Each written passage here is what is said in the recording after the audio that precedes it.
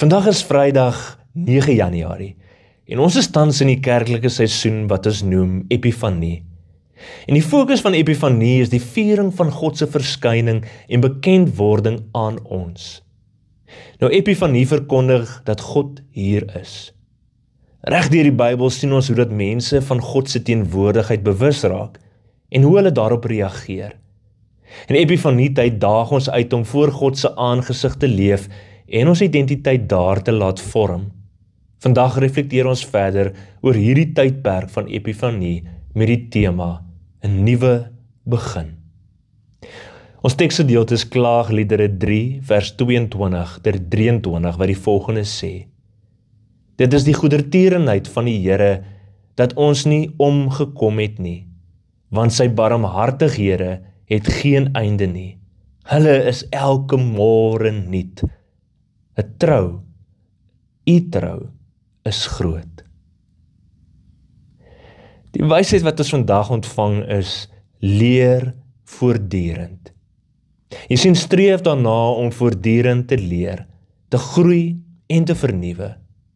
Lees boeke, neem kursusse en wees oop vir nuwe gedagtes en idees.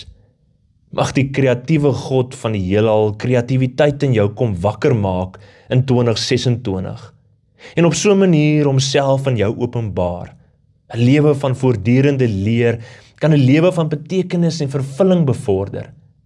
Die lewe bestaan uit 'n reeks nuwe beginne, ook so in die begin van 2026.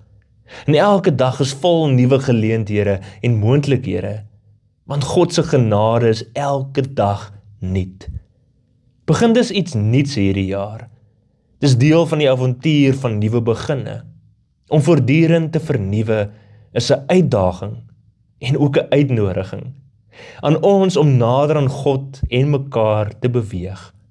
So mag God dus in hierdie tyd van Epifanie homself opnuut aan jou openbaar, vol beloftes van nuut maak en mooi maak en vry maak en heel maak.